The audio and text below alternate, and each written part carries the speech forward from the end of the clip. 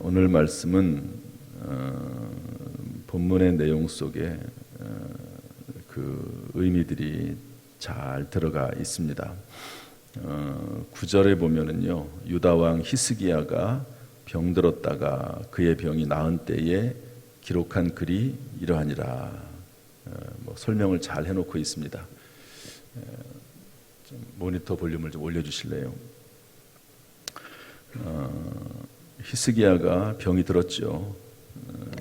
이사야가 와서 죽을 것이다, 유언해라, 그렇게 말씀합니다.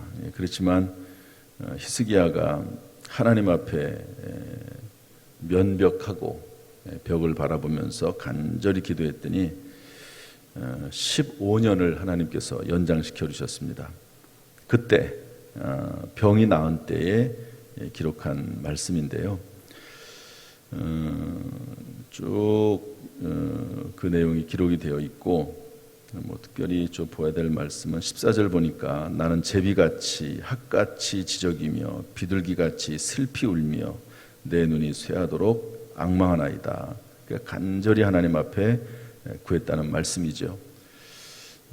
그렇지만 결국에는 하나님 앞에 기도할 때는 노골적으로 말할 수밖에 없습니다. 16절 말씀 보면 주여 사람이 사는 것이 이에 있고 내 심령의 생명도 온전히 거기 있사오니 원하건대 나를 치료하시며 나를 살려주옵소서. 살려달라고 얘기하는 겁니다. 이 말밖에 더 있겠습니까? 하나님 앞에. 어제도 제가 예배 시간에 얘기했지만 결국 기도의 끝은 고난과 고통 가운데 있을 때 기도의 끝은 많은 말이 필요가 없습니다. 말을 할 수 있는, 많은 말을 할 수 있는 힘도 없죠. 그때쯤 되면 그냥 하나님 앞에 살려달라고, 하나님 살려주세요 라고 외칠 수밖에 없습니다. 살려달라고. 이렇게 해서 히스기야가 하나님의 은혜를 받아서 이제 치료를 받아서 살게 됐습니다. 그리고 나서 이제 17절 이하에 그 이후에 대한 이야기를 쓰고 있는데요. 우리 17절 보면 이렇게 되어 있습니다. 보옵소서 내게 큰 고통을 더하신 것은 내게 평안을 주려 하심이라. 이러면서 고통에 대한 해석을 해주고 있습니다. 한번 따라합시다. 고통에 대한 해석. 다시 한번 고통에 대한 해석. 다 고통이 있죠. 코로나도 큰 고통입니다. 또 어떻게 보면은 사는 것 자체가 고통이죠. 모세가 말했던 것처럼 우리의 삶이라고 하는 것이 70이요 강건하면 80이라도 수고와 슬픔뿐이라 그랬습니다. 그래서 성경은요, 먼저 하늘나라로 불려 올라간 사람이 행복하다. 심지어는 태어나지 않은 아기가 태어나지 않은 사람이 더 행복하다, 이런 말도 하고 있습니다. 이 세상에는 고통이 끊어질 수가 없습니다. 늘 고통이 있고 어려움이 있고 하나님 나라 천국에 들어갈 때까지는 고난 가운데 살고 있는데, 문제는 고통을 어떻게 해석하느냐 하는 게 상당히 중요합니다. 근데 고통의 해석은 그 사람의 삶을 어떻게 이끌어갈지 결정하는 아주 중요한 도구가 된다고 볼 수가 있습니다. 이 히스기야는 이 죽음, 어제도 다윗의 죽음에 대한 병과 죽음을 근거로 해서 말씀을 전했지만, 오늘도 히스기야의 병과 죽음을 근거로 해서 도대체 고통이 뭐냐 하는 것을 살펴볼 수가 있습니다. 17절 우리 한번 읽어보겠습니다. 17절 말씀 다 같이 시작. 보옵소서 내게 큰 고통을 더하신 것은 내게 평안을 주려 하심이라. 주께서 내 영혼을 사랑하사 멸망의 구덩이에서 건지셨고 내 모든 죄를 주의 등 뒤에 던지셨나이다. 아멘. 한마디로 말하면 고통은 평안을 주기 위해서 하나님께서 나에게 허락하신 것이다, 이렇게 설명하고 있습니다. 고통의 목적은, 하나님이 우리 믿는 자들에게 주시는 고통의 목적은 평안이라는 거죠. 평안. 이것이 우리 예수 믿는 사람들의 고통에 대한 해석입니다. 세상 사람들은 고통을 당할 때 원망하고 불평하고 낙심하고 좌절하고 인생을 포기하지만, 그러나 우리 믿는 사람들에게는 어찌됐든지 간에 하나님께서 비록 고통을 주시기는 하지만, 허용하시기는 하지만, 그러나 결국에는 평안을 주시기 위한 것이다 하는 것이 우리의 믿음이지요. 예레미야 29장 11절에 있는 말씀처럼 너희를 향한 나의 생각을 내가 하나니 재앙이 아니라 멸망이 아니라 평안이요 미래와 희망을 주는 것이다, 이렇게 말씀했던 것처럼, 여러분 혹시 어떤 고통이 있다 할지라도 그 고통을 잘 극복하면, 믿음 안에서 극복하면 결국에는 평안이 저와 여러분 가운데, 우리의 삶 가운데 주어질 줄로 믿습니다. 두 번째로 히스기야가 고통에 대한 해석을 어떻게 했느냐, 17절 후반절에 보면 주께서 내 영혼을 사랑하사 멸망의 구덩이에서 건지셨고 내 모든 죄를 등 뒤에 던지셨나이다. 고통과 죄는 연결되어 있습니다. 100%는 아닙니다. 죄는 곧 무조건 고통이다, 그것은 아닙니다. 하나님의 영광을 위해서 때때로 병이 들 수가 있고 고통도 있을 수가 있지요. 그러나 이 고통의 원인의 한 축은 분명히 죄입니다. 그런데 히스기야가 병에 들려서 죽을 수밖에 없었을 때에, 그때 되로 돌아보니까 내 죄 때문에, 내 허물 때문에 이런 고통이 임하게 됐다 하는 것을 고백하고 있는 것이죠. 그러나 이 병으로 말미암아, 고통으로 말미암아 또 하나의 평안 외에 또 하나의 결과가 주어지게 되는데, 죄를 하나님께서 뒤로 던져버리신다는 것이죠. 여러분, 죄와 이 고통의 중요한 의미 중에 하나는 하나님께서 그것을 통해서 우리의 죄를 던져버리신다 하는 의미도 있는 것입니다. 베데스다에 38년 된 병자가 있었습니다. 예수님께서 찾아가셔서 그를 치료하시죠. 그리고 나서 일단 돌려보내고 나중에 성전에서 다시 만납니다. 그때 이제 그 38년 된 병자가 예수님에게 감사를 표합니다. 그랬더니 예수님께서 하셨던 말씀이 있습니다. 뭐라고 말씀하시죠? 내가 나았으니 더 심한 것이 생기지 않게 다시는 죄를 범하지 말라, 이렇게 말씀하십니다. 더 심한 것이 생기지 않도록 다시는 죄를 범하지 말라. 이 죄와 이 병을 연결시켜 놓은 것이죠. 말씀드렸듯이 100%는 아닙니다. 그러나 이렇게 고통이 임하고 어려움이 있을 때 사람은요 회개하게 되거든요. 하나님 앞에 간절해지게 되고 하나님의 은혜를 구하면서 하나님, 나의 허물을 용서하시고 나의 죄를 용서하십시오, 이렇게 간절히 나가게 되어 있습니다.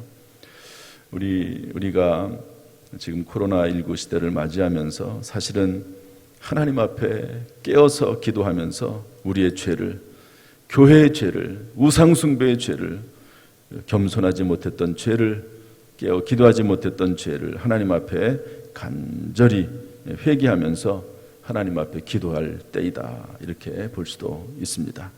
하나님께서 때때로 고난이 있고 어려움이 있지만 그럼에도 불구하고 더 주님을 찾고 바라는 가운데 모든 죄가 우리의 인생 가운데서 깨끗이 사라지고 예수의 보혈로 새롭게 되는 은혜가 있기를 주님의 이름으로 축복합니다.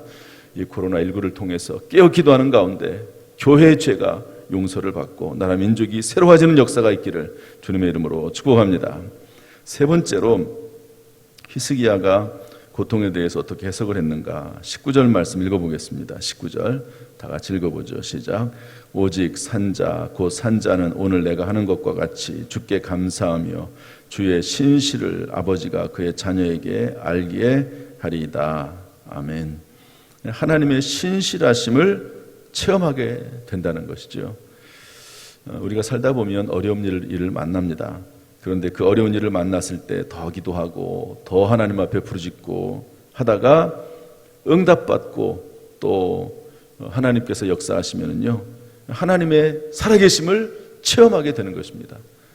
물론 이것도 100% 응답받는 것은 아닙니다. 제가 이번 주일날 좀 얘기 좀 하려고 하는 내용이 하나가 있는데, 영화에 보면 브루스 올마이트라고 하는 영화가 있습니다. 그 영화는 어떤 사람이 마치 신처럼 됩니다. 브루스 올마이티, 전능한 브루스라고 하는 그런 내용이거든요. 브루스라고 하는 사람이 나오는데 앵커죠. 그러니까 뉴스 사회자인데 모든 자기가 무슨 말을 하든지 간에 다 이루어지는 겁니다. 다 이루어져요. 뭘 하든지 간에 무슨 말을 하든지 간에. 그런데 무엇인지 다 이루어지면 좋을 것 같았는데 그게 안 좋다는 거죠. 복권 당첨이 돼달라고 해서 복권 당첨이 다 되게 해줬습니다.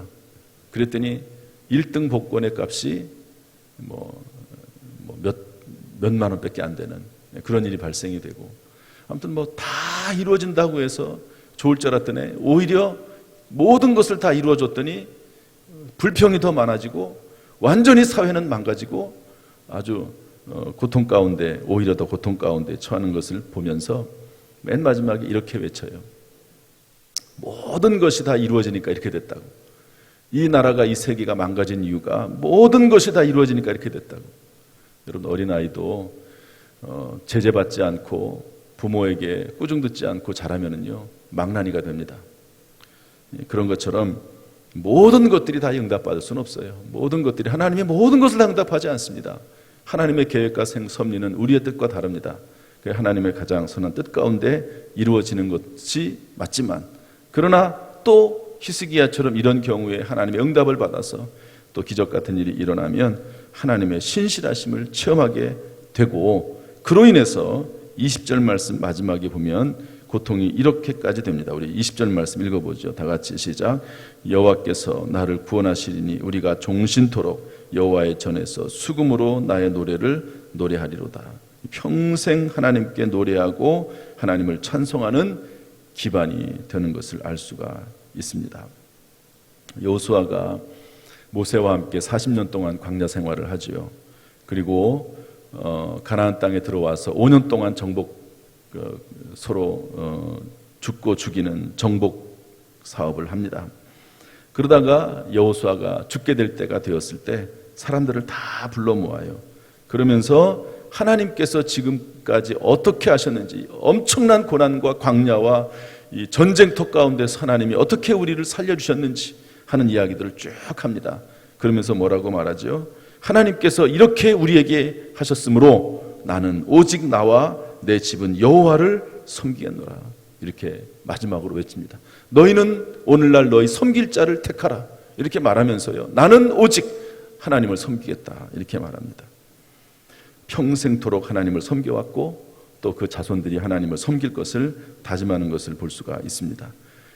왜 이런 일이 있습니까? 비록 광야 40년 그리고 전쟁에 엄청난 소용돌이를 겪었지만 그 가운데서 하나님의 역사하심을 보고 하나님의 살아계심을 봤기 때문에 오히려 더 하나님을 평생토록 영원토록 온 자손이 섬기겠다고 고백하는 것을 볼 수가 있습니다. 우리에게 분명히 어려움과 고난은 있습니다. 그러나 그것을 믿음으로 잘 극복하면 이 땅에서 하나님의 은혜를 체험하게 되고 하늘나라의 큰 상급이 되는 것이죠.